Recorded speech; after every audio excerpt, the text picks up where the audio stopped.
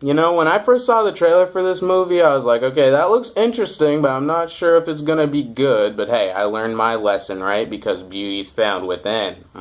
Yeah. So Beauty and the Beast is a 2017 modern retelling of the 1991 Disney classic that is, of course, beloved as a part of the Disney Renaissance. And it stars Emma Watson, Dan Stevens, Luke Evans, Josh Gad in their respective roles. And it follows the same classic story we know, love, and remember. First of all, it's the prince is, he's strong but arrogant, and he has everything he wants, but he doesn't know how to love. So one day when he turns down a random stranger, he gets a life sentence of enchantment along with the rest of his crew. And of course, if he doesn't fall in love by the time the last rose petal falls, then he remains a beast forever.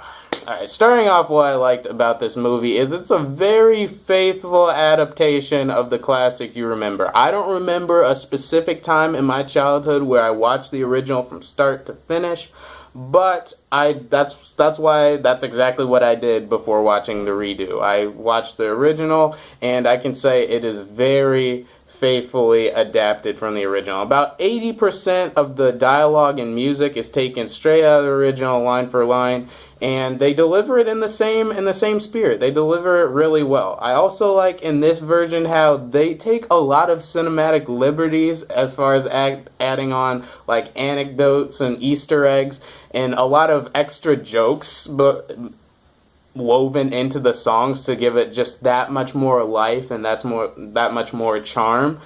So it was a lot more fun to watch in a lot of senses, as far as musically goes, the music is still as great as you remember, and they add a lot of jokes in between that just give it that much more of a great time. So it was a very faithful adaptation. They captured all the characters perfectly, they captured the visuals and music perfectly, so I enjoyed watching the new one a lot in that sense. So second thing I love about this movie is its casting is really well. Emma Watson is the perfect Belle. She brings that same free-spirited, independent but careful and graceful girl that we remember from the 90s, and she brought that, and I'm really glad she was cast in the movie. Dan Stevens, I don't watch Downton Abbey, so I don't know if he's usually good in things, but he was really good as the Beast. He brings a more like reserved side of the Beast. He wasn't as ferocious, but I'll touch on that as far as things I didn't like as much. But I liked his portrayal of the Beast. I also love Josh Gad. Okay, Josh Gad, who played LeFou in this movie,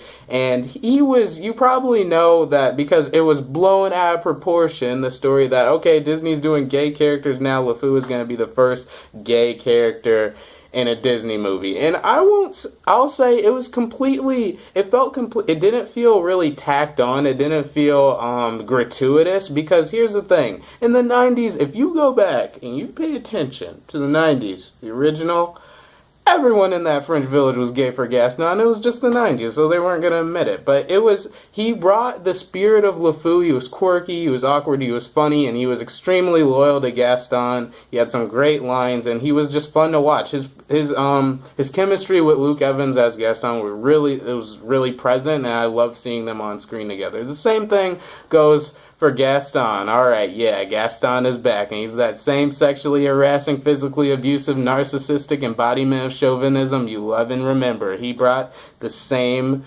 charisma, the same character of Gaston, so he wasn't a fish out of water. I also loved Ian McKellen as Cogsworth.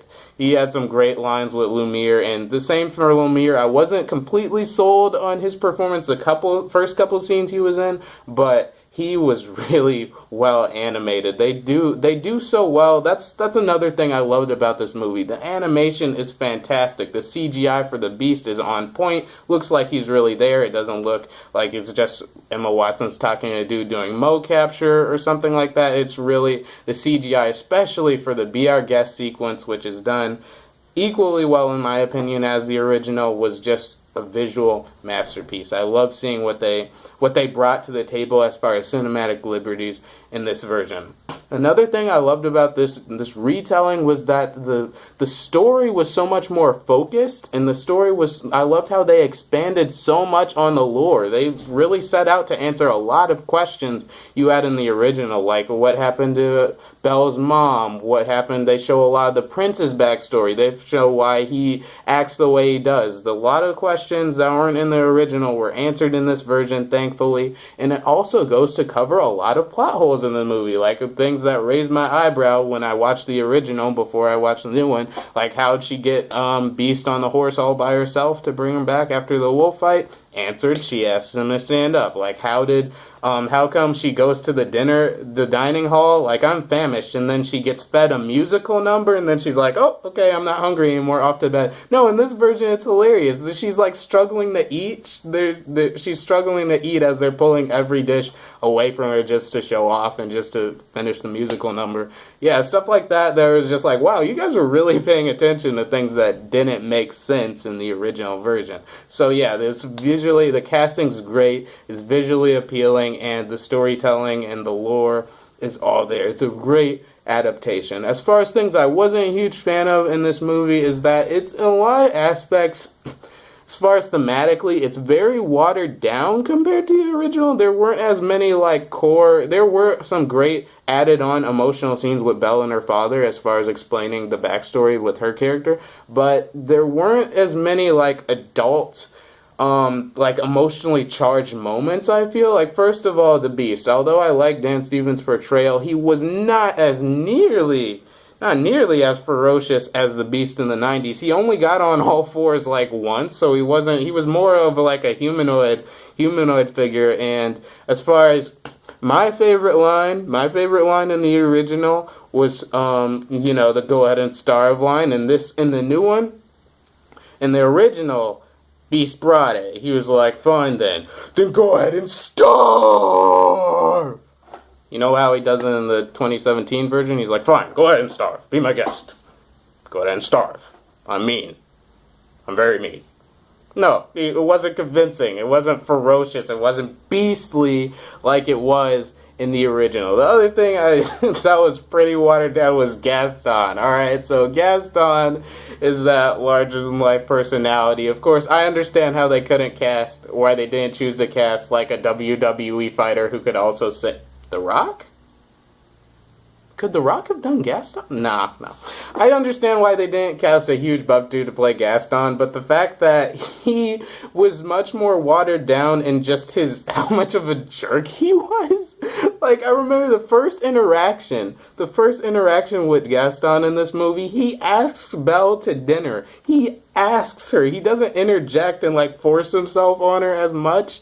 In the original, he would have been like, hi, Belle, I'm Gaston. Guess what? You'd be lucky to have dinner with me, Gaston. But lucky for you, I know a great place that serves tacos. He would force himself on her. He would throw her book in the mud. He would just be a complete, utter jerk to her much more. In this version, he was almost more of a gentleman starting out, but his true colors, his true nature is, of course, fleshed out, and that's just a couple things. Those two instances, for example, were two glaring instances where I'm like, wow, they're really pushing the whole family-friendly modern take on this. But those are just minor complaints. Overall, I really enjoy Beauty and the Beast. It is, considering it's a faithful remake of one of the most beloved Disney movies of all time, that gives it its point. So I'm going to give Beauty and the Beast 4 stars total. Definitely worth checking out, especially if you have a family or you love kids and you love the original.